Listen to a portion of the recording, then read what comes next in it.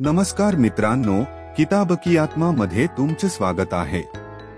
आज आपण बाळचंद्र नेमाडे यांच्या कोसा या कादंबरीचा सखोल आढावा घेणार आहोत। ही कादंबरी फक्त एक कथा नाही, तर ती आहे ओळख, सामाजिक अपेक्षांचे संघर्ष आणि जीवनातील अर्थ शोधण्याचा एक गहन अनुभव। पांडुरंगच्या नजरेतून आपण त्या प्रवासाची साक्षीदार होतो, जो प्रवास आपणही कधी ना कधी अनुभवला आहे। एक असा जग जो कधी कधी आपल्याला पराया वाटतो, त्यात आपण आपला उद्देश शोधत असतो। तुम्ही कधी जीवनाच्या खरी अर्थाची शोध घेतला आहे का, किंवा वैयक्तिक निर्णयांचा भार अनुभवला आहे का? तर हे पुस्तक तुमच्यासाठी आहे। या व्हिडिओमध्ये आपण कोसलाच्या शक्तिशाली विषयांवर आणि त्यातील गहन चिंतनावर चर्चा करू, जे या कादंबरीला एक शाश्वत क्लासिक बनवते। जर तुम्हाला हा व्हिडिओ आवडला तर लाईक करा, सबस्क्राइब करा आणि बेल आयकॉन दाबायला विसरू नका। तर चला सुरू करूया। कोसला, पांडुरंग संगविकार यांचा परिचय। पांडुरंगच्या सुरुवातीच्या जीवनाचा आणि शिक्षणाचा सविस्तर आढावा। भालचंद्र नेमाडे यांनी लिहिलेली कोसला द कॉकून ही कादंबरी मराठी साहित्याच्या क्षेत्रात एक ऐतिहासिक आणि अजरामर कलाकृती ठरली आहे। ग्रामीण आणि शहरी जीवनातील संघर्ष, मानवी भावना, नाती आणि सामाजिक अपेक्षांचा एक कडवट परंतु समर्पक चित्रण या कादंबरीत पाहायला मिळते। पांडुरंग संगविकार या कादंबरीच्या नायकाच्या दृष्टिकोनातून लिहिलेली ही कथा त्याच्या दैनंदिन डायरीच्या रूपात मांडलेली आहे। या शैलीमुळे वाचकाला पांडुरंगच्या विचारसरणीत खोलवर डोकावता येते। कादंबरीचा पहिला अध्याय पांडुरंग संगविकार यांचा परिचय हा त्याच्या आयुष्याची सुरुवात, त्याचे ग्रामीण जीवन, कुटुंबाशी असलेले संबंध आणि शिक्षणाचा प्रवास यांची सविस्तर पार्श्वभूमी मांडतो। गावातील जीवनाचा अनुभव। कादंबरीची सुरुवात पांडुरंगच्या लहान गावातील आयुष्याच्या वर्णनाने होते। तो महाराष्ट्रातील एका लहानशा खेड्यात जन्मलेला आहे। पांडुरंगच्या गावाचे वर्णन लेखकाने इतक्या प्रभावीपणे केले आहे की ते वाचकाला त्या वातावरणात नेते। गावाच्या निसर्ग सौंदर्याचे, साध्या परंतु कठीण जीवनाचे आणि त्यातील सणोत्सवांचे तपशीलवार वर्णन वाचकाच्या डोळ्यासमोर एक जिवंत चित्र उभे करते। गावातली माणसं, तिथले प्रथा परंपरा आणि सामाजिक वातावरण याचे पांडुरंगच्या नजरेतून दिलेले वर्णन साध्या निरीक्षणांपेक्षा खूप पुढे जाते। तो गावातील मानवी स्वभावातील दोष, अंधश्रद्धा आणि संकुचित सामाजिक रचनेचा सूक्ष्मपणे शोध घेतो। एका बाजूला त्याला गावातील एकोप्याची भावना, निसर्गाच्या सान्निध्यातले सुख आवडते, तर दुसऱ्या बाजूला तो गावातील पारंपरिक संकुचितपणाला सतत टीका करतो। गावाच्या या बंधनांमुळे पांडुरंगला अस्वस्थ वाटते। त्याला स्वतंत्र आयुष्याची, विचारांची आणि व्यक्तिमत्वाची ओढ लागते। हेच त्याच्या कथनाला चालना देते। गावाच्या चौकटीबाहेर स्वतःला व्यक्त करण्याची आणि मुक्तपणे जगण्याची त्याची ओढ त्याला समाजातील परंपरांपासून आणि रूढींपासून दूर नेते। कुटुंबाशी संबंध, वडील, आई आणि नात्यांतील गुंता। पांडुरंगच्या कुटुंबाशी असलेले नाते या कादंबरीचा महत्त्वाचा घटक आहे। त्याचा वडील हा कुटुंबाचा आधारस्तंभ असूनही पांडुरंगसाठी कायम कठोर आणि पारंपरिक विचारांचा प्रतिनिधी असतो। त्याचे वडील शिस्त, मेहनत आणि समाजात प्रतिष्ठा मिळवण्याला प्राधान्य देतात। वडिलांच्या या वागणुकीमुळे पांडुरंग त्यांच्याशी भावनिकरित्या जोडला जात नाही। वडिलांच्या कर्तव्यपरायणतेचे आणि त्यांच्याविषयीच्या आदराचे पांडुरंगच्या विचारांमध्ये दर्शन होते, पण त्याचबरोबर त्यांना त्यांच्या संकुचित दृष्टिकोनामुळे पांडुरंगला स्वातंत्र्याची कमतरता जाणवते। वडिलांच्या अपेक्षा पांडुरंगसाठी एक प्रकारचे ओझे बनतात, कारण त्या त्याला स्वतःचा मार्ग शोधण्यापासून अडवतात। आईसोबतचे नाते मात्र त्याच्या जीवनात मायेचा एक कोमल भाग आहे। ती त्याला शांततेचा आणि आधाराचा अनुभव देते। आईच्या रूपात त्याला समाजातील स्त्रियांच्या बलिदानाचे प्रतीक दिसते, जिथे तिचे स्वतःचे स्वातंत्र्य दुर्लक्षित केले जाते।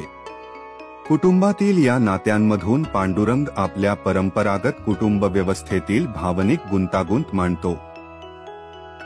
शिक्षणाचा प्रवास, सुटकेचा मार्ग. पांडुरंगसाठी शिक्षण हे केवळ ज्ञान मिळवण्याचे साधन नसून त्याच्या ग्रामीण जीवनातून सुटकेचा मार्ग आहे. त्याच्या खेड्यातून शहरात उच्च शिक्षणासाठी जाण्याचा टप्पा त्याच्या आयुष्याला महत्त्वपूर्ण वळण देतो. शिक्षणातून त्याला विचारांचा नवा दृष्टिकोन मिळतो. पांडुरंगसाठी शिक्षण ही स्वातंत्र्याची वाट असली तरी तो शिक्षण व्यवस्थेतील उणीवा आणि कद्रूपणा यावर टीका करतो. शहरातील कॉलेजचे जीवन त्याला रोमांचक वाटते, पण त्याच वेळी ते त्याला अनोळखी आणि तुटकी वाटते. शहरी जीवनाच्या गोंधळात त्याला खोटेपणा आणि फोलपणा जाणवतो. शहरात आल्यावर त्याच्या ग्रामीण जीवनातील साधेपणा आणि शहरी जीवनातील आडमार्ग यांचा मोठा संघर्ष उभा राहतो. शहरी शिक्षणामुळे त्याच्या विचारांची क्षितिजं रुंदावतात, पण त्याच वेळी त्याला सामाजिक व्यवस्थेतील अनेक दोष स्पष्टपणे जाणवतात. डायरी, पांडुरंगच्या विचारविश्वाचा आरसा. पांडुरंगच्या डायरीच्या माध्यमातून लेखकाने वाचकाला त्याच्या वैयक्तिक विचारविश्वात डोकावण्याची संधी दिली आहे. डायरी हे केवळ त्याच्या अनुभवांचे वर्णन नसून त्याच्या अंतर्मनातील गोंधळ, विचारमंथन आणि भावनिक गुंतागुंतीचे प्रकटीकरण आहे. डायरीतील त्याचे विचार अगदी कडवट आणि सत्याच्या जवळ असतात. त्याच्या अनुभवांवर तो आत्मपरीक्षण करतो, स्वतःच्या निर्णयांवर प्रश्न विचारतो आणि जीवनाकडे पाहण्याच्या वेगवेगळ्या दृष्टिकोनांचा शोध घेतो. त्याची लेखनशैली कधी कडवट विनोदी तर कधी मार्मिक असते. डायरी हे त्याच्यासाठी स्वमूल्यांकनाचे साधन आहे. त्याच्या विचारांची प्रामाणिकता आणि भावना वाचकाला त्याच्याशी जोडून ठेवतात. एकाकीपणा आणि व्यक्तिमत्वाची जडणघडण. पांडुरंगच्या जीवनात एकाकीपणा हा सक्त जाणवणारा घटक आहे. तो स्वतःला समाजापासून, कुटुंबापासून आणि अगदी स्वतःच्या भावनांपासूनही तुटलेला अनुभवतो. हा एकाकीपणा त्याच्या वैचारिक स्वतंत्रतेचे प्रतीक आहे, पण त्याच वेळी त्याला दुःख आणि असुरक्षिततेची जाणीवही करून देतो. त्याच्या विचारसरणीत समाजाच्या परंपरांवरील टीका आणि स्वातंत्र्याची ओढ दिसून येते. तो सामाजिक बंधनांपासून दूर राहण्याचा प्रयत्न करतो, पण त्याला समाजाची आणि कुटुंबाची गरजही जाणवते. हा अंतर्गत संघर्ष पांडुरंगच्या व्यक्तिमत्वाला गुंतागुंतीचे आणि आकर्षक बनवतो. विनोद आणि व्यंगचित्रण. पांडुरंगच्या लेखनातील विनोद आणि उपरोध ही कादंबरीची महत्त्वाची वैशिष्ट्ये आहेत. समाजातील विरोधाभासांवर, लोकांच्या स्वभावावर आणि त्यांच्या कृतींवरील त्याची टीका ही कधी उपहासात्मक तर कधी गंभीर असते. विनोदाचा वापर पांडुरंग केवळ मनोरंजनासाठी करत नाही. त्याच्या विनोदातून जीवनातील कटू सत्य उघड होतात. त्याचा उपहास त्याच्या वैचारिक परिपक्वतेचे आणि समाजावरील सूक्ष्म निरीक्षणाचे प्रतीक आहे. स्वतःच्या प्रवासाचा प्रारंभ.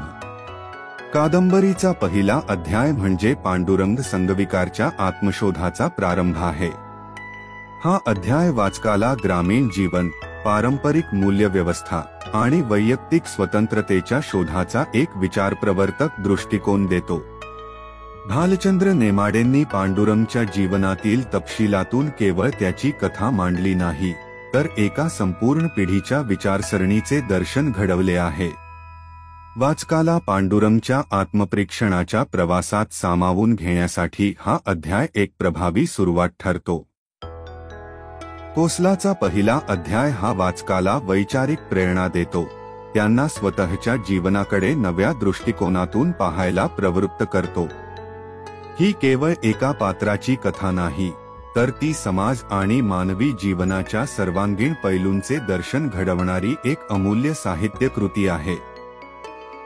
कॉलेज जीवन, कोसला मधील विस्तृत वर्णन. भालचंद्र नेमाडे यांच्या कोसला या अप्रतिम कादंबरीतील कॉलेज जीवन अध्याय पांडुरंग सांगवीकर यांच्या जीवनातील एका महत्त्वाच्या टप्प्याचे चित्रण करतो. हा अध्याय पांडुरंगच्या ग्रामीण आयुष्यातून शहरी जीवनाकडे जाणाऱ्या प्रवासाची गोष्ट सांगतो, जो केवळ स्थलांतर नसून त्यांच्या वैचारिक आणि भावनिक प्रवासाचा आरंभ आहे. पुण्यात शिक्षणासाठी गेलेल्या पांडुरंगच्या अनुभवांमध्ये शहरातील वेगळेपणा, शहरी मध्यमवर्गीय जीवनाची विसंगती, पारंपरिक मूल्ये आणि शिक्षण प्रणालीतील त्रुटी यांचा समावेश आहे.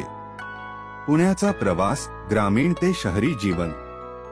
गावातून पुण्यासारख्या शहरात जाण्याचा पांडुरंगचा प्रवास त्यांच्या आयुष्यातील महत्त्वाचा टप्पा ठरतो.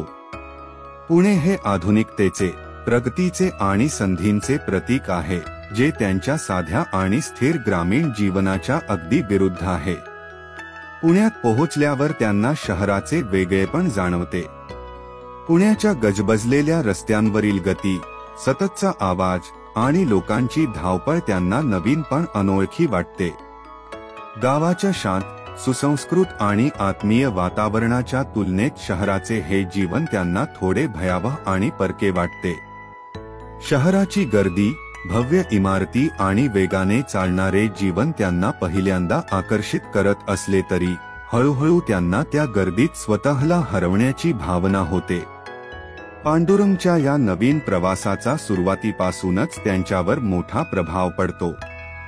वेगळेपणाचा अनुभव. कॉलेज जीवन या अध्यायाचा एक महत्त्वाचा विषय म्हणजे पांडुरंगच्या मनात असलेली वेगळेपणाची भावना. गावात असताना ते सामाजिक परंपरांमुळे अस्वस्थ असतात, पण पुण्यासारख्या शहरात त्यांना एकटेपणाचा वेगळाच अनुभव होतो. शहरात राहताना त्यांना शहरी जीवनातील तुटलेपणा प्रकर्षाने जाणवतो. लोक बाहेरून आधुनिक आणि यशस्वी वाटत असले तरी त्यांच्या आतला पोकळपणा पांडुरंग सहज ओळखतात. शहरातील जीवन हे मुख्यतः स्पर्धा आणि बाह्य दिखाव्यावर आधारित आहे, ज्यात वैयक्तिक नातेसंबंध आणि भावनिक संवाद जवळजवळ नाहीसे झाले आहेत. गाव आणि शहराच्या या दोन विरोधी जगांमध्ये पांडुरंग अडकून पडतात. ते ना पूर्णपणे शहरी आधुनिकतेचा स्वीकार करू शकतात, ना पुन्हा ग्रामीण परंपरांकडे परत जाऊ शकतात. त्यांचा हा अंतर्गत संघर्ष त्यांच्या जीवनाच्या दृष्टिकोनाला आणि भावनिक स्थितीला मोठ्या प्रमाणावर प्रभावित करतो. शहरी मध्यमवर्गीय जीवनाची विसंगती. पांडुरंग पुण्यातील मध्यमवर्गीय जीवनाच्या विविध पैलूंवर सूक्ष्म आणि तीव्र निरीक्षणे करतात. त्यांच्या मते शहरी मध्यमवर्गीय लोकांचे जीवन मुख्यतः समाजातील प्रतिष्ठा आणि दिखावा यावर अवलंबून असते. शहरातील लोक आपल्या प्रतिमेसाठी सत्य दडवून खोट्या मुखवट्याखाली जगत असतात. पांडुरंगला हे आढळते की यशस्वी दिसण्यासाठी लोक नाती, मुले आणि स्वतःचा वेळ यांचा बळी देण्यास देखील मागे पुढे पाहत नाही. या जीवनात पारंपरिकता आणि आधुनिकतेचा संघर्ष स्पष्ट दिसतो. कुटुंबे वरून आधुनिक असण्याचा आभास देतात, पण आतून त्या जुन्या परंपरांमध्येच अडकलेल्या असतात. या विरोधाभासामुळे समाज आणि व्यक्तीच्या जीवनात अस्वस्थता निर्माण होते. पांडुरंग या विरोधाभासाचे मोठ्या प्रमाणावर निरीक्षण करतात आणि त्यावर आपली टीका करतात. शिक्षण प्रणाली, अपयशी संस्था. पांडुरंग शिक्षणाला स्वतंत्रता आणि आत्मशोधाचे साधन मानतात. पण पुण्यात शिक्षण घेताना त्यांचा अनुभव अपेक्षांच्या अगदी उलट होतो. त्यांना शिक्षण प्रणालीतील अनेक त्रुटी जाणवतात. ही प्रणाली प्रामुख्याने पाठांतरावर आणि शिस्तीवर भर देते, ज्यामुळे रचनात्मकता आणि स्वातंत्र्य विचारांची पूर्णपणे गळचेपी होते. कॉलेजमधील शिक्षण हे प्रेरणाहीन वाटते, जे विद्यार्थ्यांना सर्जनशील विचारक बनवण्याऐवजी आज्ञाधारक कर्मचारी बनवण्यावर लक्ष केंद्रित करते. प्राध्यापक विद्वान असूनही विद्यार्थ्यांच्या आयुष्याशी किंवा त्यांच्या समस्या समजून घेण्याच्या दृष्टीने फारसे संवेदनशील नसतात. पांडुरंग याला शिक्षण व्यवस्थेतील मानवीपणाचा अभाव मानतात.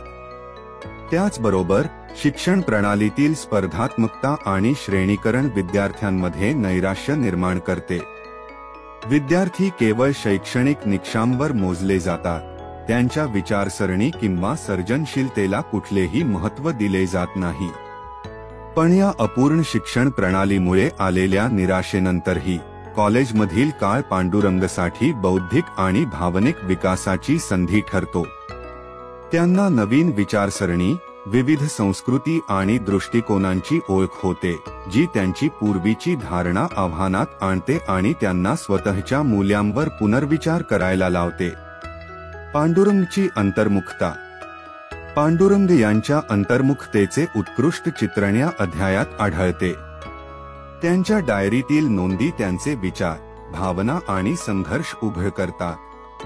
डायरी हे पांडुरंगसाठी एक असे माध्यम आहे जिथे ते आपल्या निराशा, भीती आणि आकांक्षा मुक्तपणे व्यक्त करू शकतात. त्यांच्या आत्मनिरीक्षणातून ते स्वतःला कठोरपणे तपासतात आणि त्यांच्या निर्णयांवर, विश्वासांवर सक्त प्रश्न उपस्थित करतात. पांडुरंगचा हा आत्मसंघर्ष केवळ वैयक्तिक स्तरावर सीमित राहत नाही. नेमाडे यांच्या लेखनशैलीमुळे वाचकही त्यांच्या विचारांशी जोडले जातात. व्यंग्य आणि हास्य. कॉलेज जीवन अध्यायाचे आणखी एक वैशिष्ट्य म्हणजे पांडुरंगच्या लेखनातील व्यंग्य आणि सूक्ष्म विनोद. त्यांच्या निरीक्षणांमध्ये समाजातील विसंगती आणि विरोधाभासावर तीव्र पण हलक्या फुलक्या शैलीत टीका केली जाते. त्यांच्या व्यंग्याचे उद्दिष्ट केवळ मनोरंजन नसून समाजातील गंभीर समस्यांवर प्रकाश टाकणे आहे. त्यांच्या विनोदामागे दडलेली निराशा आणि अंतर्गत वेदना लक्षात घेतल्याशिवाय त्यांच्या लेखनाचे खरं सार समजून घेता येत नाही. एका मोठ्या प्रवासाची सुरुवात.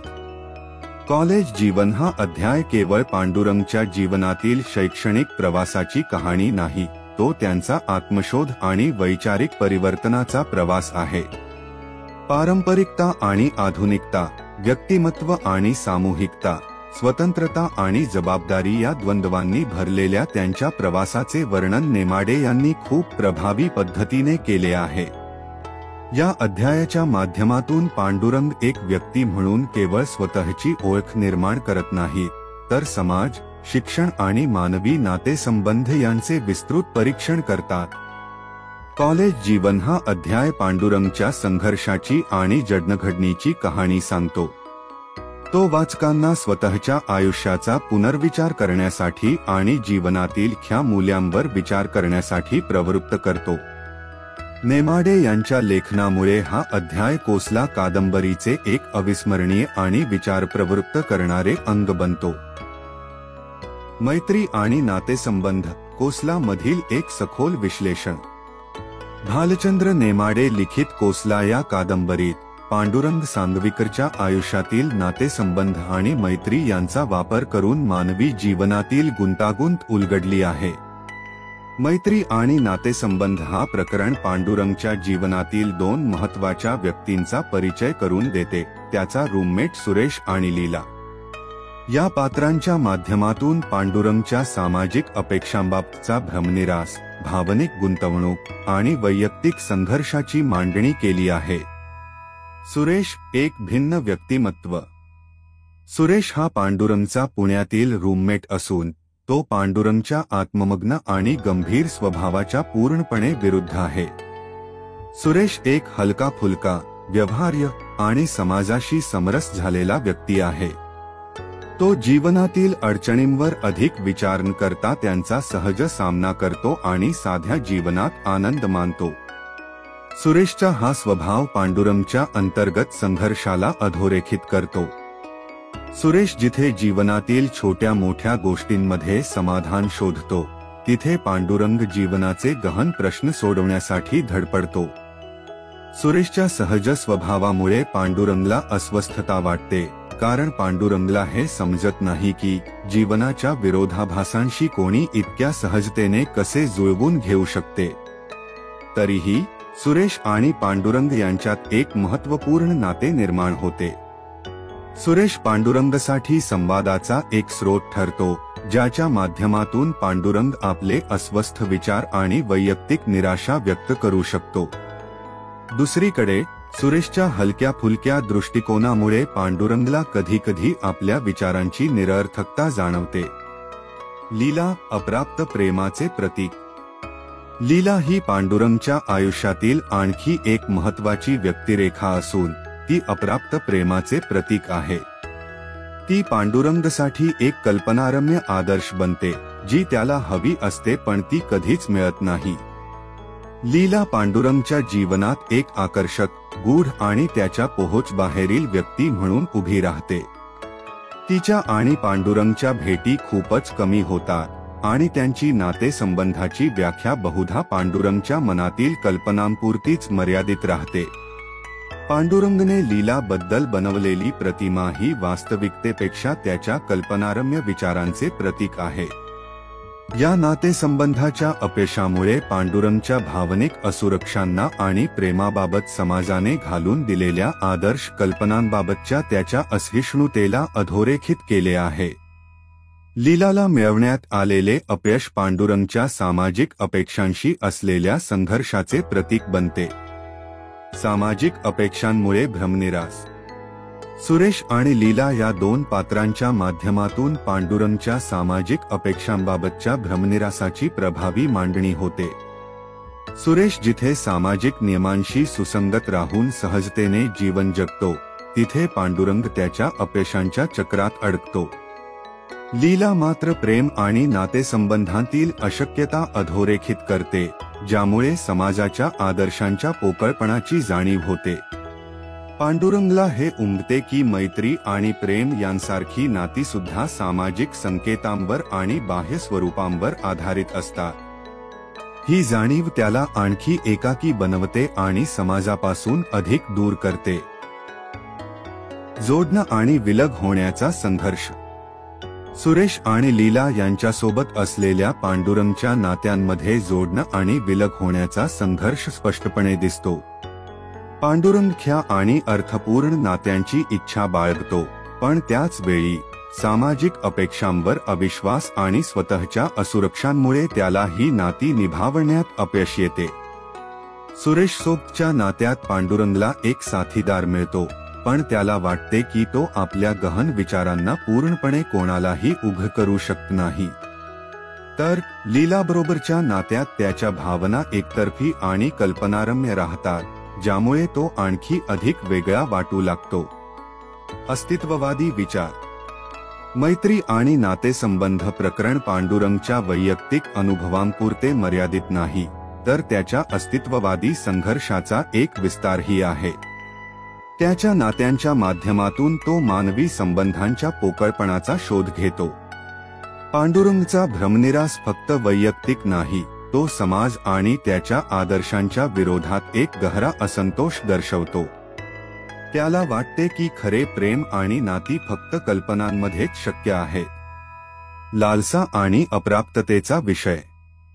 लीलाच्या भूमिकेमुळे लालसा आणि अप्राप्ततेचा मुद्दा अधोरेखित होतो, जो कोसला मधील एक मुख्य सूत्र आहे. पांडुरंग नेहमीच अशा गोष्टींच्या मागे लागतो ज्या त्याला कधीच मिळत नाहीत, चाहे ते प्रेम असो, स्वतंत्रता असो किंवा आत्मसंतोष असो. लीला फक्त अपयशी प्रेमाचे प्रतीक नाही, तर ती मानवी इच्छांची जटिलताही व्यक्त करते. तिच्या रूपातून पांडुरंग त्याच्या स्वतःच्या कल्पनारम्य विचारांच्या ओझ्याखाली अडकून जातो. हास्य आणि उपरोध. गंभीर विषय असूनही नेमाडे या प्रकरणात हास्य आणि उपरोध यांचा प्रभावीपणे वापर करतात.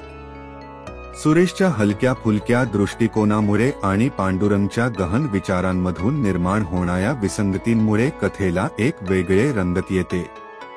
मानवी संघर्षांचे प्रतिबिंब. मैत्री आणि नातेसंबंध हे प्रकरण कोसला मधील व्यापक विषयांचे प्रतिबिंब आहे. मानवी नातेसंबंधांतील गुंतागुंत, वैयक्तिक आणि सामाजिक संघर्ष, तसेच जीवनातील अर्थ शोधण्याचा प्रयत्न यांचे उत्कृष्ट चित्रण यात केले आहे. सुरेश आणि लीला यांच्या माध्यमातून नेमाडे जीवनातील दोन महत्त्वाच्या दृष्टिकोनांची मांडणी करतात: व्यावहारिकता आणि आदर्शवाद, स्वीकार आणि लालसा, वास्तव आणि कल्पना. पांडुरंगसोबत त्यांचे नाते त्याच्या अंतर्गत संघर्षांना अधोरेखित करते, ज्यामुळे तो एक जटिल आणि बहुआयामी नायक बनतो. हे प्रकरण केवळ पांडुरंगच्या वैयक्तिक नातेसंबंधांची कथा सांगत नाही, तर मानवी आयुष्यातील अनिश्चितता आणि संघर्षांचे प्रतिबिंब बनते.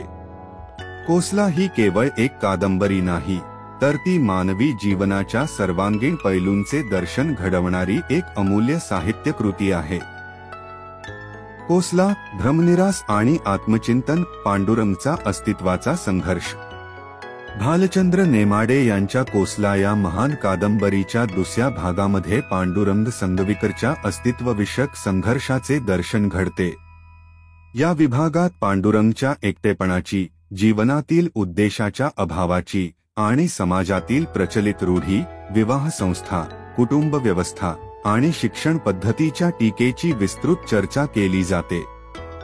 हा विभाग पांडुरंगच्या अंतरात्म्याचा वेध घेतो आणि त्याच्या विचारांतील घालमेल व समाजाशी असलेल्या विसंगतीचे दर्शन घडवतो. एकटेपणा आणि उद्देशहीनतेचा संघर्ष. पांडुरंगचा एकटेपणा हा केवळ शारीरिक नाही तर मानसिक आणि भावनिकही आहे. तो अनेक लोकांमध्ये वावरत असला तरीही स्वतःला अंतर्गत पातळीवर पूर्णतः एकटा वाटतो. त्याचे कुटुंब, मित्रपरिवार किंवा सहपाठी यांच्याशी त्याला कोणतेही भावनिक बंध जोडले गेलेले वाटत नाही. हा एकटेपणा त्याच्या आत्म्याला अस्वस्थ करतो आणि त्याला जीवनाच्या अंतिम उद्देशाचा शोध घेण्यास भाग पाडतो. पांडुरंग या एकटेपणातून स्वतःचा शोध घेऊ लागतो.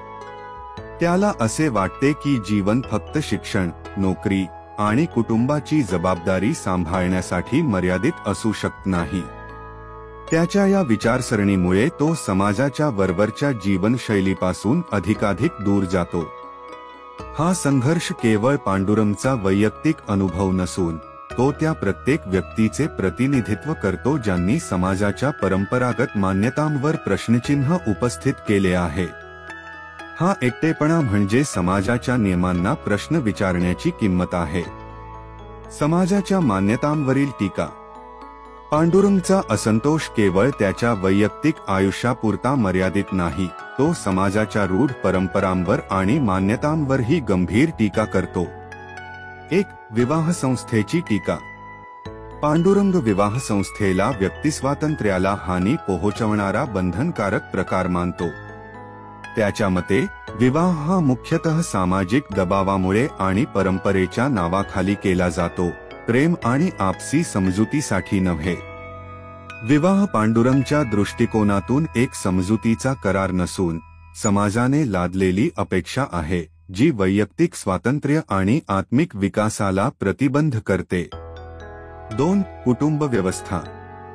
कुटुंब व्यवस्था, जिच्यावर प्रेम, आधार आणि सुरक्षिततेचा आधार मानला जातो, ती पांडुरंगच्या अनुभवात एक जटिल आणि काही वेळा दडपशाही करणारी रचना आहे. तो पाहतो की कुटुंबातील सदस्य एकमेकांवर आपापल्या आकांक्षा लादत असतात.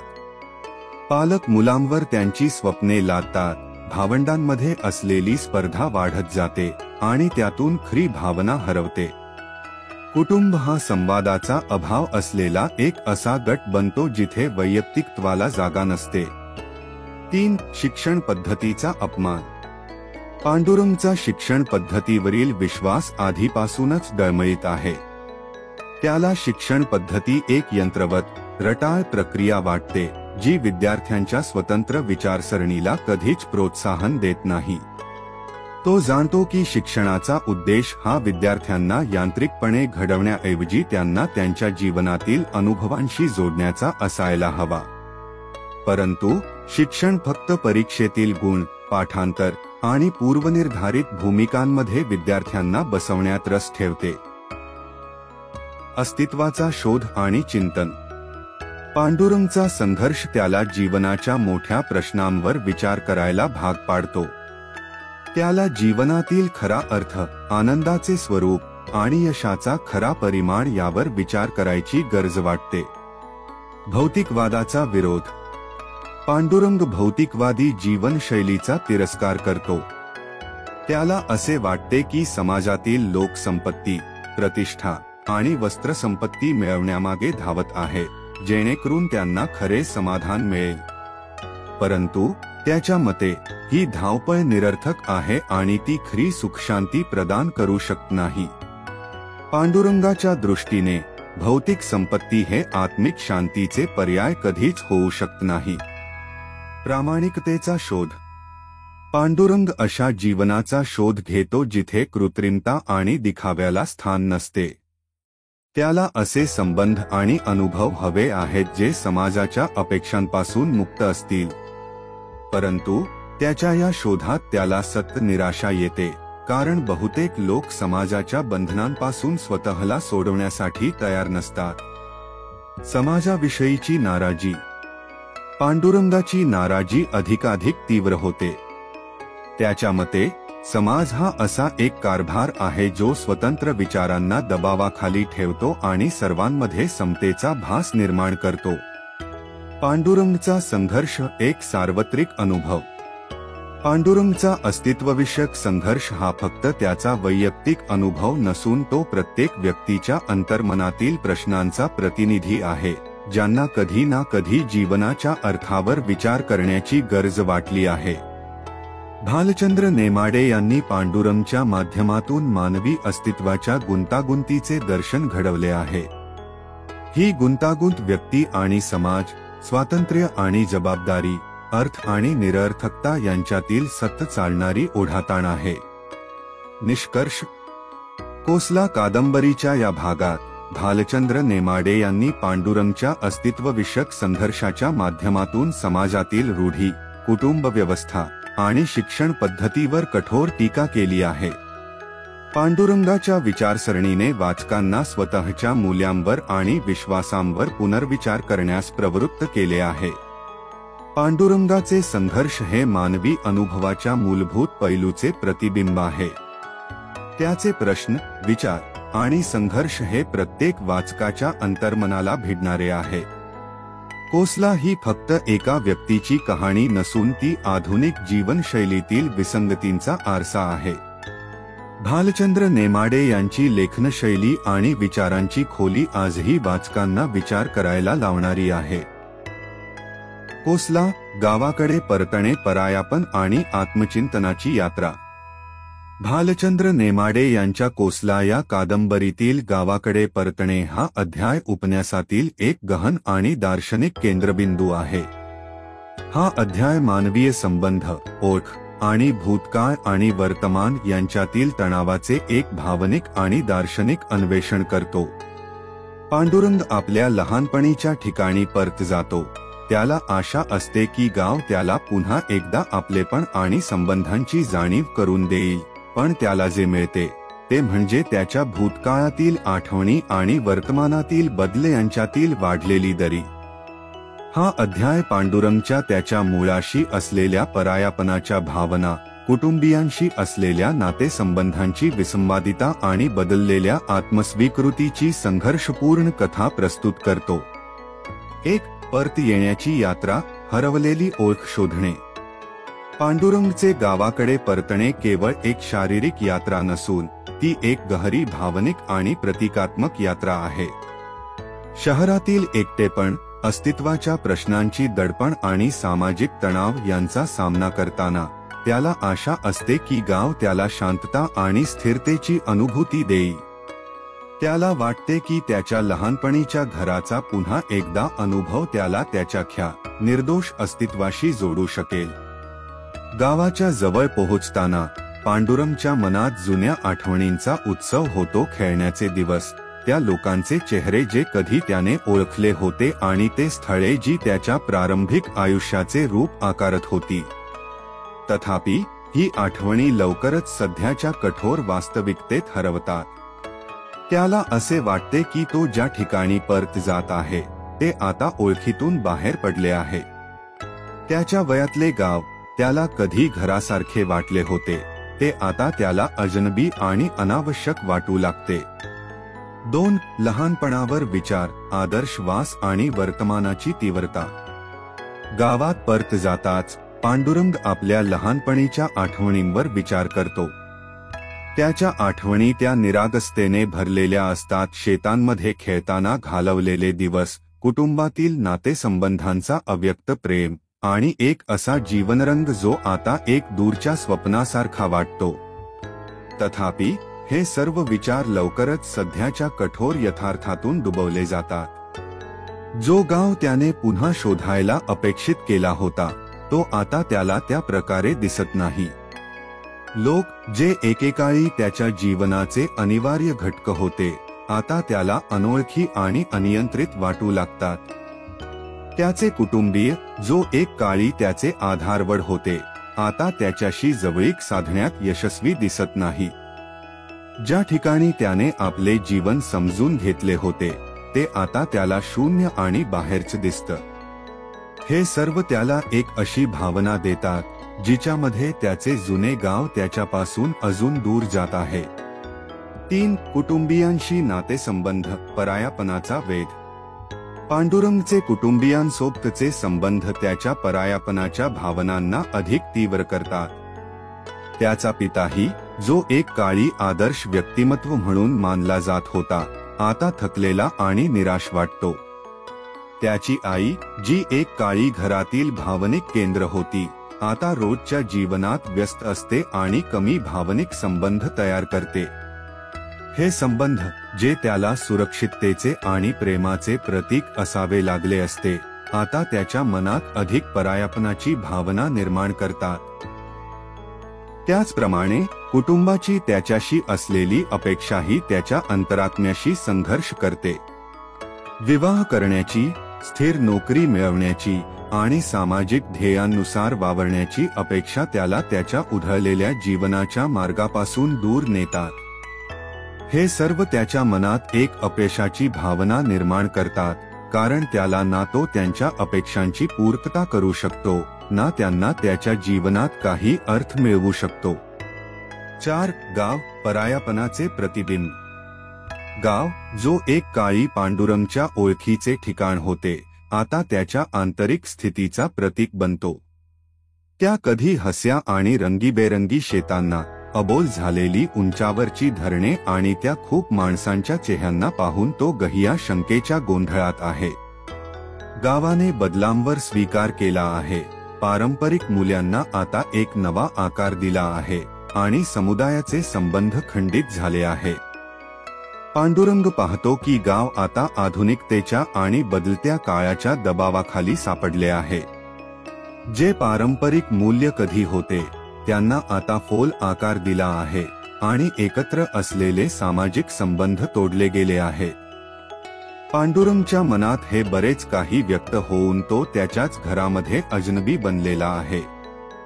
गावातले लोक त्याच्या आधीच्या ओळखीचे नाही आणि ते त्याला त्याच्या भूतकाळाशी जोडू शकत नाही. 5. ओळख आणि जडणीवरील चिंतन.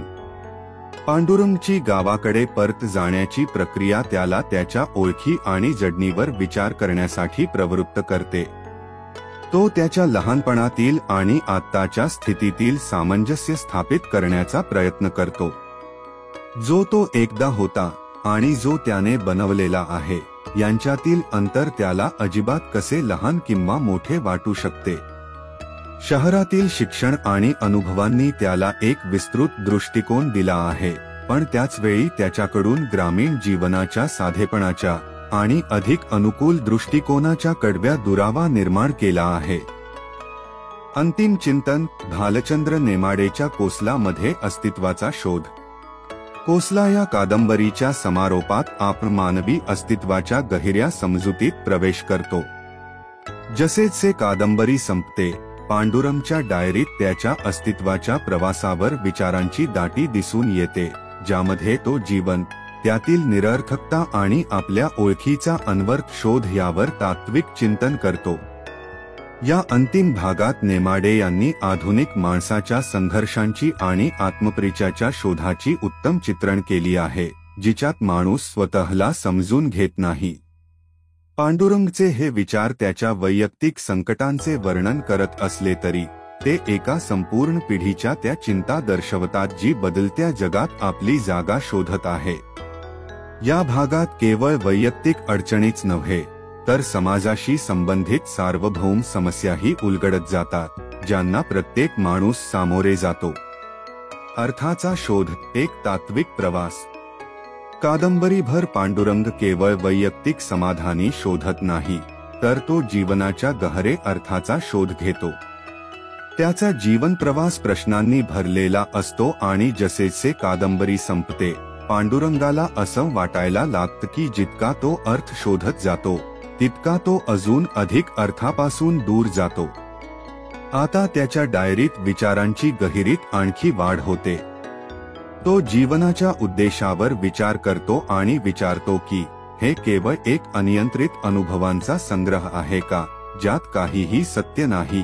पांडुरंगाच्या मनात एक प्रश्न उभा राहतो की हे सर्व केवळ एक मानवी निर्मिती आहे जी आपल्याला जीवनाच्या अनिश्चिततेच्या आणि अशांततेच्या पैलूंना समजून घेण्यासाठी आपल्याला उचलता येणारा आधार बनवते. पांडुरंगची ही अवस्था फक्त बौद्धिक नाही, तर ती भावनिक आहे. तो त्याच्या बालपणावर, त्याच्या नातेसंबंधांवर आणि त्याच क्षणांवर विचार करतो जेव्हा त्याला थोडा आनंद आणि समाधान मिळालं होतं. पण जसजसा तो या आठवणींत हरवतो, त्याला हे जाणवतं की ही क्षणिकता आहे जी वेळोवेळी तुटून जाते. या अस्थिरतेची जाणीव त्याला या गोष्टीवर विचार करायला लावते की या सर्व प्रयत्नांचे वास्तवात काही महत्त्व आहे का, की हे सर्व अनंत शोक आणि असंतोषाच्या प्रवासासारखे आहे, ज्या प्रवासामध्ये कधीही समाधान मिळत नाही. सामाजिक मानदंड आणि अपेक्षांच्या निरर्थकतेची जाणीव. पांडुरंग जसजसा त्याच्या जीवनावर विचार करत जातो, त्याला समाजाच्या मानदंडांची आणि अपेक्षांची निरर्थकता जाणवते. कादंबरीत पांडुरंग नेहमीच सामाजिक परंपरांशी संघर्ष करत असतो, विशेषतः विवाह, कुटुंबाच्या संरचनेला आणि शिक्षण व्यवस्थेला त्याची धरलेली भूमिका. त्याला कधीच या सामाजिक संस्थांशी चांगला संबंध बसवता येत नाही आणि त्याच कारणामुळेच त्याला असंतोष आणि परायापणाचा सामना करावा लागतो. समारोपाच्या वेळी पांडुरंग समाजाच्या संरचनांवर तात्विक विचार करतो. तो विवाहाला एक सामाजिक दबाव मानतो, ज्यामुळे व्यक्तिगत स्वतंत्रतेच्या जागी एक कर्तव्य म्हणून कार्य करत आहे. कुटुंबाबद्दलही त्याचं मत असं आहे की हे एक प्रेम आणि आधार देणारं स्थान नसून समाजामध्ये असलेल्या कर्तव्यांची आणि अपेक्षांची पूर्तता करणारा एक संरचनात्मक घटक आहे. शिक्षणाबाबतही त्याचा दृष्टिकोन टीकात्मक आहे. त्याचं मानणं आहे की शिक्षणाचा उद्देश एकटा सामाजिक स्थान मिळवण्याचा आहे, न की सखोल ज्ञान प्राप्त करण्याचा. या परंपरांमधील निरर्थकतेची जाणीव पांडुरंगाला तो अधिक खोलात जात असताना मिळते. ही टीका कोसला कादंबरीचा एक महत्त्वाचा पैलू ठरते, कारण ते आपल्याला प्रश्न विचारायला लावते की या सामाजिक संरचना आपल्याला जीवनात खरोखरच सुधारणा देतात का, की ते केवळ एक कठोर बंधन बनून उभे राहतात. ओळखीचा संकट, निराकार विचारांचे उघडपणे व्यक्त होणारे दुवे. पांडुरंगच्या अंतिम चिंतनात जे सर्वात महत्त्वाचं दिसून येतं ते म्हणजे त्याच्या ओळखीच्या शोधात असलेला अनवर्त संघर्ष. कादंबरीभर पांडुरंग आपल्याला ओळखणाया असलेल्या आपल्याच अस्तित्वाचा शोध घेतो, पण जसजसा कथा पुढे सरकते तो संघर्ष कधीही एकसूत्री होत नाही. अखेर त्याचा शोध अजूनही अपूर्ण राहतो. या संदर्भात कोसला आपल्याला असं समजावून देतो की आजच्या आधुनिक जगात कोणताही व्यक्ती त्याच्या ओळखीला एक निश्चित रूप देऊ शकत नाही आणि हा संघर्ष कधीही थांबत नाही. ही अनुत्तीर्ण अवस्था पांडुरंगची कमजोरी दाखवते, पण तितकीच ती मानवी अस्तित्वाच्या जटिलतेला स्वीकार करण्याचा मार्ग आहे. नेमाडे आपल्याला दाखवतात की आजचा माणूस त्याच्या ओळखीच्या अनसुलझ्या स्थितीतूनच स्वतःला ओळखण्याचा प्रयत्न करतो आणि हा प्रवास कधीही संपत नाही. ही केवळ पांडुरंगची कथा नाही, तर ती त्या प्रत्येक व्यक्तीची कथा आहे जी आपल्या अस्तित्वाची सही ओळख शोधत आहे. पांडुरंगचा संघर्ष, सार्वभौमिक दृष्टिकोन.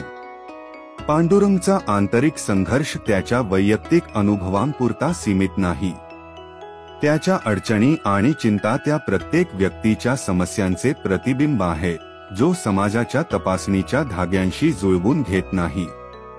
पांडुरंगच्या डायरीतील विचार हे दर्शवितात की त्याची समस्या फक्त वैयक्तिक नाही, तर ती त्या प्रत्येक माणसाची आहे जो समाजात आपली जागा निर्माण करण्यापेक्षा त्याच्या अस्तित्वाच्या शोधात हरवलेला आहे. कोसला याचे सौंदर्य त्यात आहे की हे मानवी संघर्षाचे सार्वभौमिक स्वरूप दर्शविते. नेमाडे पांडुरंगच्या माध्यमातून आम्हाला हे दर्शवतात की जीवनाची वास्तविकता तीच आहे जी आपण अनुभवतो, आणि आपल्या ओळखीचा शोध कधीही पूर्ण होऊ शकत नाही. हा प्रवास ही अनसुलझी गुत्ती असते जी जीवनातील असमाप्ततेला समजून घेण्यासाठी प्रेरणा देते. निष्कर्ष. एक अनलंबित प्रवास. कोसला कादंबरीच्या समारोपात आपल्याला पांडुरंगच्या विचारांचे निष्कर्ष प्राप्त होत नाही, परंतु ते हे सांगतात की त्याचा शोध पूर्ण झालेला नाही. पांडुरंगच्या जीवनावर विचार करताना आपण जाणवतो की त्याच्या ओळखीचा शोध कधीही पूर्ण होऊ शकत नाही. हा एक अनवर्त प्रवास आहे जो व्यक्तीच्या जीवनात सदैव चालू राहतो. पांडुरंगच्या विचारशील समारोपाने हे स्पष्ट केले की ओळखीचा शोध कधीही संपत नाही. हा एक सतत चालणारा प्रक्रियायुक्त प्रवास आहे जो माणसाच्या जीवनातील एक अविभाज्य हिस्सा बनतो. कोसलाचा समारोप आपल्याला एक महत्त्वाचा संदेश देतो की आपल्याला आपल्या अस्तित्वाचा शोध घेत असताना निरंतर प्रश्नांना सामोरे जावे लागते आणि हा प्रवासच जीवनाचा अनिवार्य भाग बनतो. हा व्हिडिओ पाहिल्याबद्दल धन्यवाद. जर तुम्हाला या महान पुस्तकाचा सारांश आवडला असेल आणि अशा अजून अद्भुत साहित्यकृतींचे सारांश पाहायचे असतील तर लाईक, शेअर आणि सबस्क्राईब करा. बुक्स सोल किताब की आत्माला. तुमचे प्रेम आणि पाठिंबा आम्हाला मराठी, हिंदी आणि जागतिक साहित्यातील महान पुस्तकांचे सारांश तुमच्यापर्यंत पोहोचवण्यासाठी प्रेरित करतो. तुमच्या प्रतिक्रिया आणि सूचना खाली कॉमेंट्समध्ये जरूर कळवा. पुढील व्हिडिओमध्ये आणखी एका प्रेरणादायक पुस्तकासोबत भेटू.